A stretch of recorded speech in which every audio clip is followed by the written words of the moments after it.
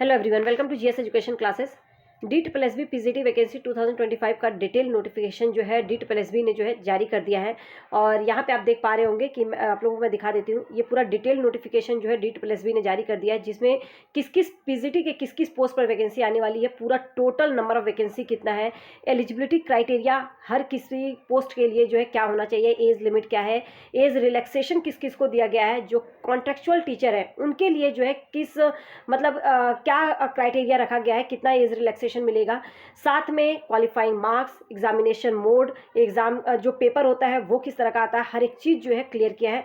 तो in short में मैं आप लोगों को एक एक चीज़ जो है क्लियर करूंगी। ये पूरा डिटेल नोटिफिकेशन था, आप पढ़ेंगे तो काफ़ी टाइम लगेगा। मैं इन शॉर्ट में आप लोगों को समझा देती हूँ, जिससे कि आप फॉर्म फिल करने से पहले जो है समझ लें, ताकि आपको पता चल पाए कि आपका जो है एलिजिबिलिटी क्राइटेरिया दिया गया है उसमें जो है आप उसके लिए जो है एलिजिबल हैं या नहीं, एज क्राइटेरिया, आपको एज रिलैक्सेशन मिल रहा है या नहीं, एग्जाम का पैटर्न क्या रहेगा, क्वालिफाइंग मार्क्स क्या रहता है, एग्जाम का मोड, पेपर, और साथ में आप लोगों का ये फॉर्म जो है कब से फिल किया जाना है, हर एक चीज़ जो है मैं आप लोगों को क्लियर करूंगी। तो वीडियो लास्ट तक देखिएगा अगर आप इस वैकेंसी को लेकर सीरियस है, ताकि आपको फॉर्म फिल करने में जो है कोई भी दिक्कत ना आए। क्योंकि कई बार क्या होता है कि हम फॉर्म फिल कर देते हैं, लेकिन बाद में पता चलता है कि हमारा जो है हमारी जो है एलिजिबिलिटी ही नहीं थी।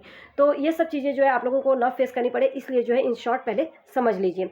देखिए, अगर मैं आप लोगों को सबसे पहले अगर हम जान लेते हैं कि जो ये पीजीटी की वैकेंसी आई है, इसका जो फॉर्म फिलअप करने का डेट है, मतलब जो आप लोगों का ओपनिंग डेट है एप्लीकेशन का, तो याद रखिएगा 16 जनवरी से जो है ये फॉर्म फिल करना स्टार्ट हो जाएगा 12 बजे के बाद। कहने का मतलब है कि 12 बजे के बाद 16 तारीख से जो है आप फॉर्म फिल कर पाएंगे। जिस भी पोस्ट के लिए, कौन कौन से पोस्ट की वैकेंसी है वो भी मैं बताऊंगी, बस वीडियो लास्ट तक देखिएगा।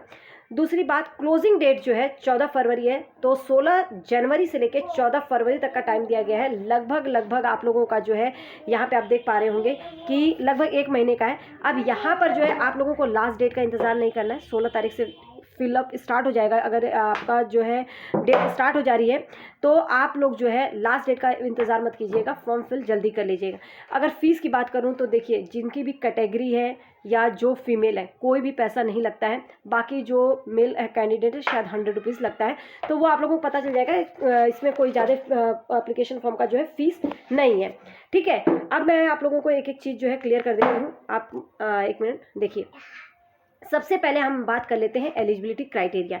एलिजिबिलिटी क्राइटेरिया के बारे में बताने से पहले मैं आप लोगों को बताती हूँ कि किसकी जो है पीजीटी में जो है वैकेंसी आई है। Hindi, maths, physics, chemistry, biology, economics, commerce, history, geography, political science, sociology, मतलब कि पीजीटी के हर एक पोस्ट की जो है वैकेंसी आई है। अब यहाँ पर जो है आपकी एलिजिबिलिटी क्या होनी चाहिए, देखिए साफ साफ बोला गया है कि आप जो है आपके पास जो है मास्टर डिग्री होनी चाहिए आपकी अपने सब्जेक्ट में।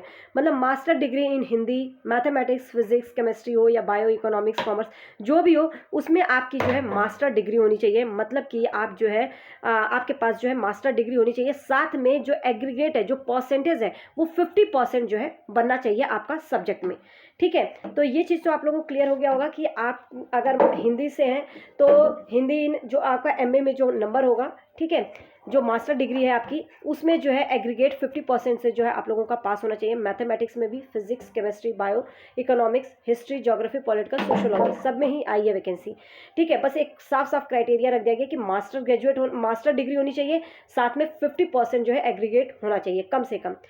दूसरी बात रखी गई है कि बीएड, और आप लोगों का बीएड होना चाहिए, या बीए बीएड हो या बीएससी बीएड हो या 3 इयर्स का इंटीग्रेटेड बीएड या एमएड हो। इनमें से जो भी होगा उसके अकॉर्डिंग जो है आप अपना फॉर्म फिल कर सकते हैं। बीएड भी चलेगा, बीए बीएड भी, बीएससी बीएड भी, 3 इयर्स का इंटीग्रेटेड बीएड एमएड हो वो भी चलेगा, ठीक है। अब यहाँ पे जो है ये एलिजिबिलिटी को लेकर ये बात कही गई है, और याद रखिएगा 50%, मैं बार बार कह रही हूँ, अगर 50% से कम है तो आप पीजीटी के लिए जो है एलिजिबल नहीं है, ओके। नेक्स्ट हम बात कर लेते हैं एज लिमिट की। तो देखिए, जो जनरल कैंडिडेट है, एज लिमिट जो है 30 ईयर्स। अगर आप 30 ईयर्स से ज़्यादा हैं, ठीक है, 30 ईयर्स से ज़्यादा हैं आप, मतलब कि अदर स्टेट के हैं और आप दिल्ली में अप्लाई करना चाहते हैं, तो आप जो है जनरल कैंडिडेट में काउंट होंगे। तो आपकी एज जो है 30 ईयर्स होनी चाहिए, मतलब 30 ईयर्स से ज़्यादा नहीं होनी चाहिए, 30 ईयर्स से नीचे चलेगा। तो जो जनरल कैंडिडेट है उनके लिए 30 ईयर्स। जो SC ST OBC हैं, SC ST OBC, PWBD या EWS, उनके लिए जो है यहाँ पे छूट दी गई है। अब इस तरीके से देखिए, अगर SC/ST कैंडिडेट है तो 30+5 हो जाएगा, मतलब 35 तक आप जो है अप्लाई कर पाएंगे। अगर 35, 34, 35 आपकी एज है तो भी आप जो है PGT के लिए एलिजिबल है। OBC के लिए 3 ईयर्स की छूट दी गई है, मतलब कि 30+3 मतलब 33 ईयर्स तक उनको मिल जाएगा। PWBD या जो जनरल कैंडिडेट हैं या EWS वाले हैं उनको 10 साल के, मतलब PWBD में आते हैं तो आपको 10 साल की छूट मिली है। और अगर SC/ST है तो 15 साल की, और उसी में जो है PWBD के साथ अगर OBC कैंडिडेट है तो 13 साल की छूट है। इसके साथ ही मैं जो है कॉन्ट्रेक्चुअल की बात कर लूँ, अगर जैसे बहुत सारे कैंडिडेट ऐसे होंगे जो दिल्ली गवर्नमेंट में गेस्ट या कॉन्ट्रेक्चुअल टीचर होंगे, उनको जो है 5 ईयर्स का जो है छूट दिया गया है, और ये 1 टाइम के लिए दिया गया है, याद रखिएगा, ठीक है। तो जो कॉन्ट्रेक्चुअल टीचर है, अगर मान लो कि उनकी 30 ईयर्स है तो उनको 5 साल और मिल जाएंगे, मतलब 35 तक जो है वो अप्लाई कर पाएंगे। अगर कोई 34 ईयर्स का भी है और कॉन्ट्रेक्चुअल टीचर है तो वो जो है PGT के लिए एलिजिबल होगा। तो उम्मीद करती हूँ कि एज लिमिट में आप लोगों को कोई दिक्कत नहीं होगी, और ना ही आपको जो है एलिजिबिलिटी क्राइटेरिया में कोई दिक्कत होने वाली है। अब हम समझ लेते हैं एग्ज़ाम का पैटर्न। बहुत ही ईजी रहता है, PGT का एग्ज़ाम ईजी नहीं रहता है, मतलब एग्ज़ाम का पैटर्न जो समझाना बहुत ही ईजी है। देखिए, 2 पार्ट में एग्ज़ाम होता है, पार्ट A और दूसरा पार्ट B, ठीक है। पार्ट A पार्ट B पूरा टोटल जो है ये मिला के 300 का पेपर होता है, ओके। 300 क्वेश्चन आते हैं, 300 का जो है 3 घंटे का पेपर होता है, 300 का क्वेश्चन होता है। जो पेपर 1 है, पार्ट A है, ये आपका 100 मार्क्स का होगा, और पार्ट B जो है ये 200 मार्क्स का होगा, ठीक है। तो 2 पार्ट में होगा, पार्ट A पार्ट B। जो पार्ट A है वो 100 मार्क्स का है, जिसमें आपके आएंगे 5 सब्जेक्ट। पार्ट B आपका 200 नंबर का होगा, और वो सब्जेक्टिव होता है, उसके बारे में भी बात करेंगे। पहले ये समझ लीजिए, देखिए जो सभी MCQ बेस्ड क्वेश्चंस आते हैं, ठीक है। अब हम पार्ट A की बात करें तो इसके अंदर जो है आपका रीजनिंग आ जाता है, मेंटल एबिलिटी एंड रीजनिंग, ठीक है। दूसरा जनरल अवेयरनेस, GA जो आपका होता है, GK GS जो होता है, इंग्लिश आ जाता है, हिंदी आ जाता है, और एक मैथमेटिक्स, ठीक है, न्यूमेरिकल एप्टीट्यूड, डेटा इंटरप्रिटेशन। तो यहाँ पे जो है ये 5 सब्जेक्ट आता है, एक तरह से हिंदी, इंग्लिश, मैथ्स, रीजनिंग, और आपका क्या हो गया यहाँ पे एक GA GK, ठीक है। तो यहाँ पे 5 सब्जेक्ट ये है, और ईच सब्जेक्ट जो है 20 नंबर का होता है, मतलब 20 मार्क्स का होता है, 20 क्वेश्चंस उसमें होते हैं। तो पार्ट 1 में मुझे लगता है कि कोई भी आप लोगों को डाउट नहीं होगा, और कुछ भी डाउट है तो कमेंट करके पूछ सकते हैं आप, ठीक है। आगे अगर हम बात कर लेते हैं तो ये देखिए 20 मार्क्स है, ये पार्ट 1 का ये कि 100 मार्क्स का आता है। पार्ट A जो है आपका 100 मार्क्स का आएगा, 20 मार्क्स जो है ईच जो है सब्जेक्ट में होता है, ठीक है। ईच सब्जेक्ट जो है आपका 20 मार्क्स का होता है। सेक्शन सेकंड जो है पार्ट B जो है, इसमें भी जो है MCQ बेस्ड ही आता है। पोस्ट ग्रेजुएशन जिसमें आपने क्वालिफाई किया है, जो मास्टर डिग्री है, उसमें टीचिंग मैथोलॉजी भी आती है, और ये 200 क्वेश्चंस होते हैं 200 मार्क्स के, ठीक है, ठीक है। तो 200 क्वेश्चंस होते हैं 200 मार्क्स के। और आगे मैं बात कर लेती हूँ क्वेश्चन पेपर, तो ज़्यादा परेशान होने की जरूरत नहीं है। क्वेश्चन पेपर जो आता है वो बाइलिंगुअल होता है, ठीक है, हिंदी इंग्लिश दोनों में आता है। आप जो ऑप्ट करेंगे उसको आपको वो उसमें जो है पेपर मिल जाएगा। तो क्वेश्चन पेपर आप लोगों का जो है बाइलिंगुअल होता है। अब हम बात कर लेते हैं कि जो एग्ज़ाम होता है वो CBT वाला होता है, मतलब कि कंप्यूटर बेस्ड टेस्ट होता है, आपका ऑनलाइन होता है ये एग्ज़ाम, ठीक है। तो आपका एग्ज़ाम मोड, आपका क्वेश्चन पेपर मोड, ये दोनों ही पता चल गया। अब हम बात करते हैं क्वालिफाइंग मार्क्स। देखिए, जो क्वालिफाइंग मार्क्स बता रही हूँ मैं, जनरल और जो कैटेगरी वाइज सबका ही बताती हूँ, ठीक है। तो क्वालिफाइंग मार्क्स, और एक चीज़ और बताऊंगी कि आपका जो 2 पेपर है, पार्ट A पार्ट B में एक ट्विस्ट है।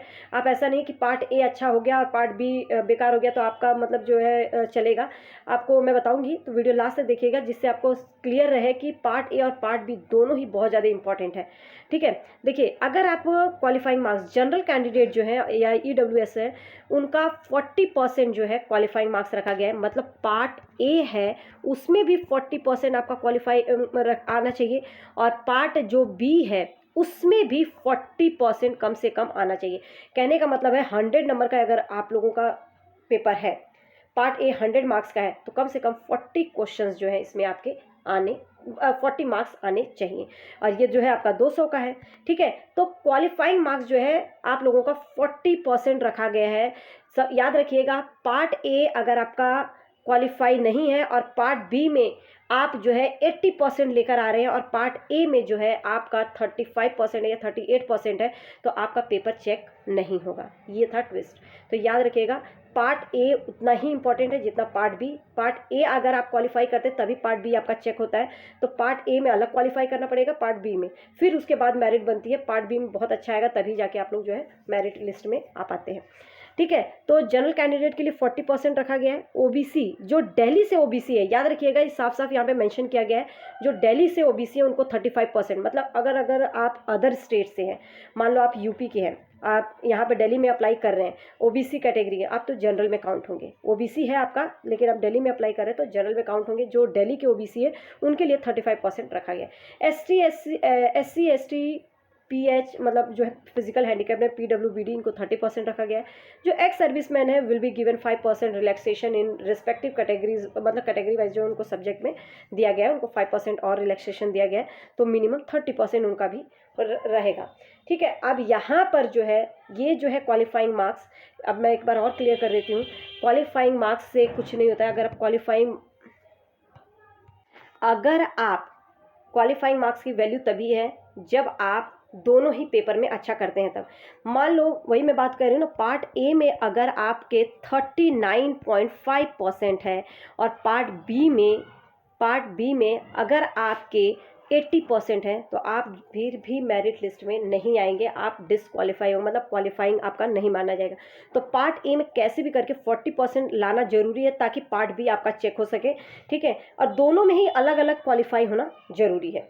तो यहाँ पे अगर कोई भी आप लोगों को मतलब यहाँ पे कोई भी आप लोगों को चीज़ समझ में नहीं आई है तो कमेंट करके पूछ लीजिएगा, और टेलीग्राम पे जुड़ जाइए, वहाँ पे जो है क्वेश्चन करके आप पूछ सकते हैं। ठीक है, कट ऑफ मार्क्स जो है for selection in different category may be go higher depending upon the marks obtained by the candidate, मतलब किस तरह का पेपर आता है, किस तरह की मेरिट बनती है, किस तरह से मतलब कैंडिडेट स्कोर करते हैं, उसके अकॉर्डिंग ही जो है आप लोगों की कैटेगरी वाइज जो है आप लोगों की मेरिट बनाई जाएगी। ठीक है, एग्जाम मोड आप लोगों को मैंने क्लियर कर दिया कि एग्जाम का मोड क्या रहता है। सीबीटी कंप्यूटर बेस्ड जो है टेस्ट होता है, ये ऑनलाइन होता है। जो सबमिशन डेट है आप लोगों का डेट जो है याद रखिएगा 16 जनवरी से जो है शुरू हो जाएगा। 16 जनवरी 2025 से जो है आप लोगों का स्टार्ट हो जाएगा, और लास्ट डेट जो है 14 फरवरी है। लेकिन मैं यही बोलूँगी कि लास्ट डेट का इंतज़ार नहीं करना है आप लोगों को, जल्द से जल्द, क्योंकि बाद में जो है साइट हैवी हो जाती है, पता ही है गवर्नमेंट साइट है, और इसकी जो है फ़ीस को लेकर आप ज़्यादा फीस नहीं, 100 रुपीज़ फ़ीस है बस। ठीक है, तो जितना भी कुछ था इन शॉर्ट में मुझे समझाना वो सब कुछ मैं समझा चुकी हूँ। अब कोई भी सब्जेक्ट में, स्पेसिफिक सब्जेक्ट में आप लोगों को कुछ पूछना हो कमेंट कर दीजिएगा, मैं एक बार फिर से आप लोगों को सब्जेक्ट वाइज अगर कुछ नहीं क्लियर हुए तो वो मैं आप लोगों को बता दूंगी। नहीं तो सब्जेक्ट को लेकर बस एक ही चीज़ बोली गई है, इसके अंदर जो है CTET जरूरी नहीं है। जो पोस्ट ग्रेजुएशन के लिए, जो पोस्ट ग्रेजुएट के टीचर बनना चाहते हैं ना, तो CTET की कोई ज़रूरत नहीं है, बस आपका बीएड होना चाहिए। ठीक है, अब इसमें बीएड में भी कई कैटेगरी अब आ गई है, BA बीएड भी होता है, BSc बीएड भी होता है, या 3 ईयर्स का जो इंटीग्रेटेड बीएड है और एमएड है उनको भी एलिजिबल माना गया है पीजीटी के लिए। तो उम्मीद करती हूँ हर चीज़ आप लोगों को क्लियर हो गई होगी। Thanks for watching. कोई भी डाउट एग्ज़ाम से मतलब पेपर क्वेश्चन फॉर्म फिल करने से पहले आप क्लियर कर लीजिएगा। All the best.